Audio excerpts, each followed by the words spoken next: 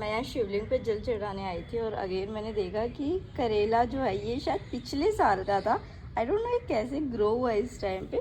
और ये छोटी छोटी सैपलिंग्स जो है पता नहीं किस चीज़ की है, बट मुझे बहुत खुशी हो रही है जब न्यू प्लांट्स मेरे इधर आते हैं। तो पता नहीं क्या है ये, आई थिंक कुछ दाल है ना, दाल जैसा लग रहा है कि कुछ दाल डली हुई थी, छोले कुछ है, बट कुछ है, मूंग लग रही है। और उसी के साथ एक ये प्लांट भी, पता नहीं ये किस चीज़ का प्लांट है, बट मुझे खुशी हो रही है जब ये ऐसे उग रहा है। और मैं कड़ी पत्ता लाई थी, ये भी ग्रो हो गया, तो my plants are happy, so I am happy. आज का व्लॉग जो मैंने शूट किया था उसका पर्पस तो था कि आपके जो डाउट्स हैं उन्हें एड्रेस करूं।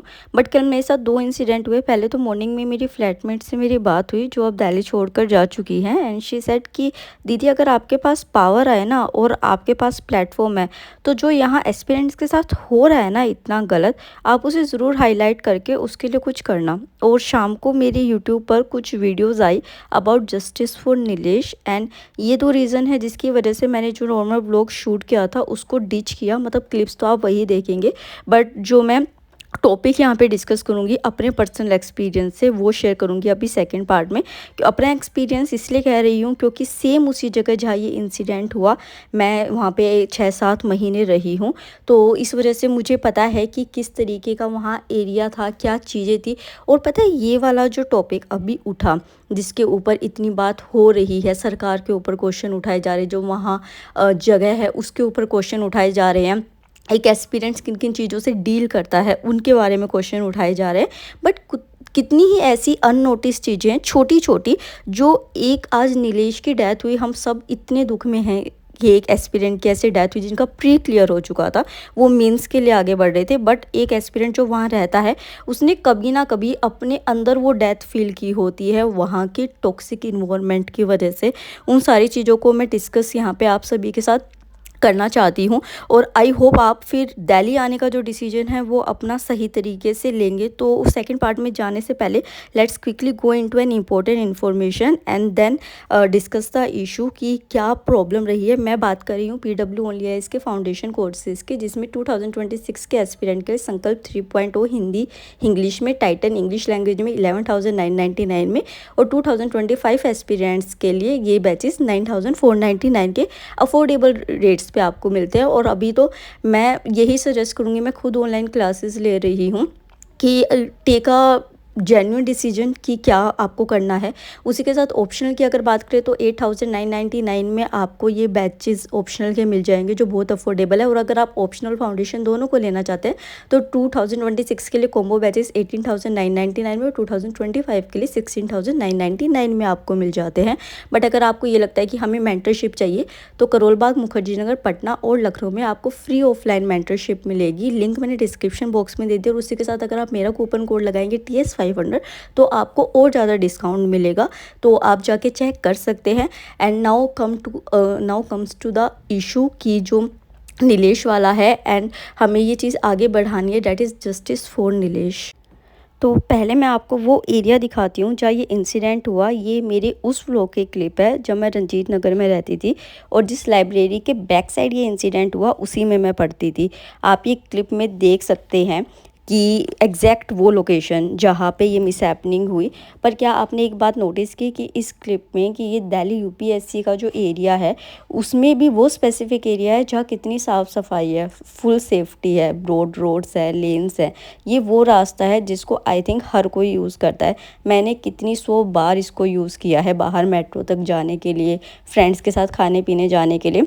जब वहाँ इतनी बड़ी लापरवाही हो सकती है, इतनी बड़ी मिसहैपनिंग हो सकती है, तो सोचो जहाँ के रूम्स के रेंट शेयरिंग में 10,000 से तो शुरू होते हैं, उसके बाद बिजली, पानी, गैस के हैवी अमाउंट्स, 10 रुपये यूनिट बिजली का बिल आ रहा है।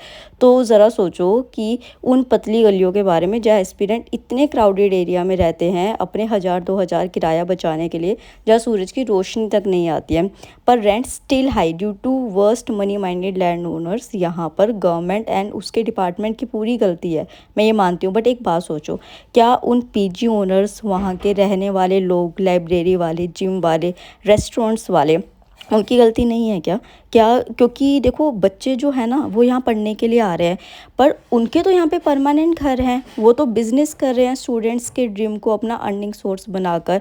बट ये तो मैं बहुत बड़ी बात कर रही हूँ, जहाँ एक सोसाइटी कलेक्टिवली एक्शन ले फॉर स्टूडेंट्स गुड, वहाँ की कम्युनिटी इतनी ग्रीडी एंड सेल्फिश है कि वो खुद एक एस्पिरेंट को मेंटल पीस के साथ नहीं रहने देगी। मैंने जब अपनी वीडियो डाली थी about my landlady, literally I was shock to read all comments, जिसमें 1000 के अराउंड कमेंट्स थे। सिर्फ एक या दो पॉजिटिव कमेंट था अबाउट कि उनका एक्सपीरियंस अच्छा था उस एरिया में। तो डोंट यू थिंक कि this is accurate time to raise all these issue? आखिर में we are going to be civil servants in future. जब हम आज अपने राइट्स के लिए अपनी वॉइस रेज नहीं करेंगे तो हम कल को औरों के साथ कैसे जस्टिस कर सकते हैं? वहाँ एस्पिरेंट्स इन सारी चीज़ों को सहते रहते हैं और ये माहौल बना रहता है। सो जो नीलेश का प्री क्लियर हुआ था आफ्टर 5 अटैम्प्ट्स फर्स्ट टाइम, कितने सारी ड्रीम्स होंगी, कितनी उम्मीदें होंगी उसे और उसके घर वालों को, और आखिर में मिला क्या? 2 दिन बाद सब इस इंसिडेंट को भूल जाएंगे, ये बस एक स्टोरी बन के रह जाएगी।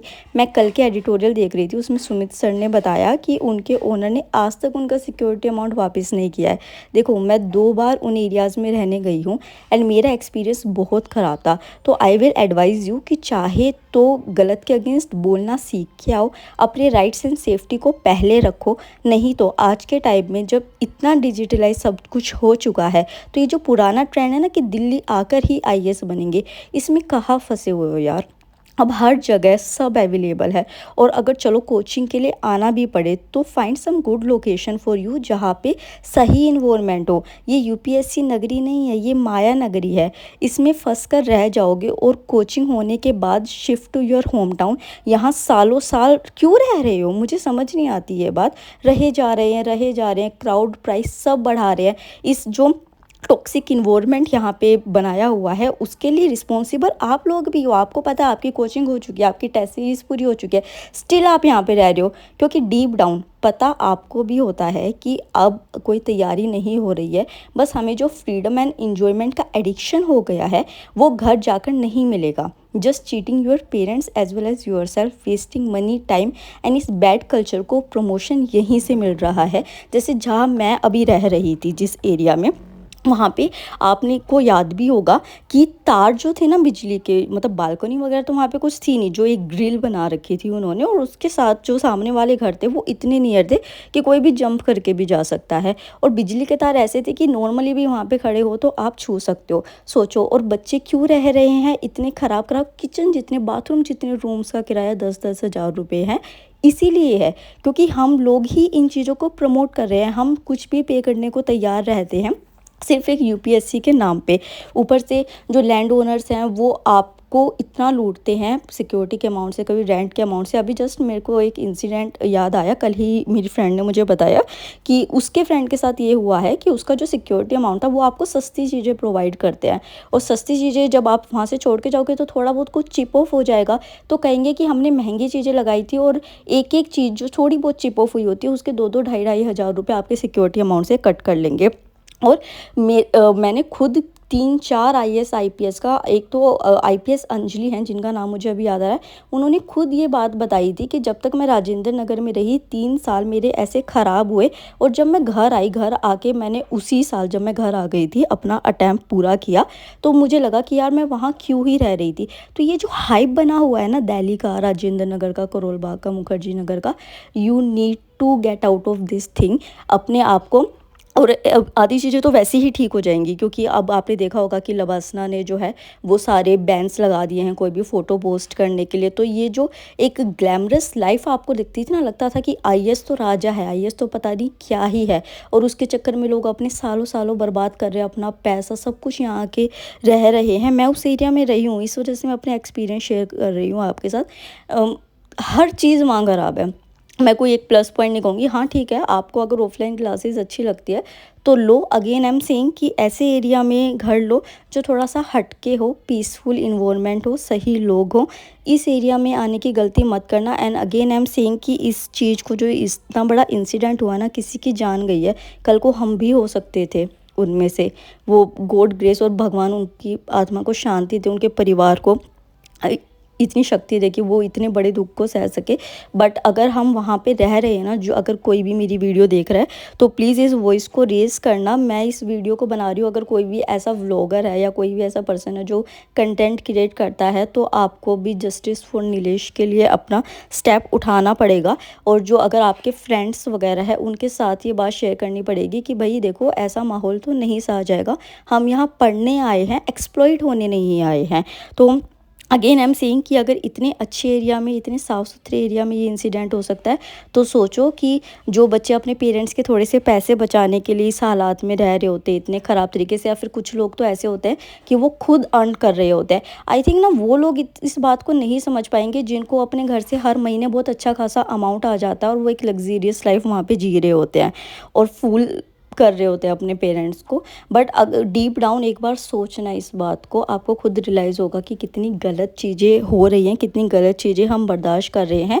और अगर इस टाइम हम कुछ भी कर सकते हैं नीलेश के लिए, तो हम इस टॉपिक को बहुत उठा के कि हम इस चीज़ को डाउन नहीं होने देंगे।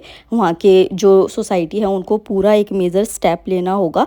आपको प्रोएक्टिवली वर्क करना पड़ेगा, कोचिंग इंस्टीट्यूट्स वालों से बात करके या एनजीओ से, किसी से भी बात करके, और अपने स्तर पे जो भी आप एक्शन ले, तभी शायद आगे हमें कोई और नीलेश देखने को ना मिले।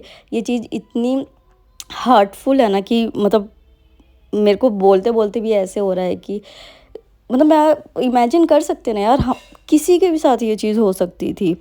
तो आई होप ये वीडियो से आपको कुछ सीख मिली होगी और आप ज़रूर जस्टिस फॉर नीलेश के लिए कुछ ना कुछ स्टेप लेंगे अपने लेवल पे। तो thank you so much and take care.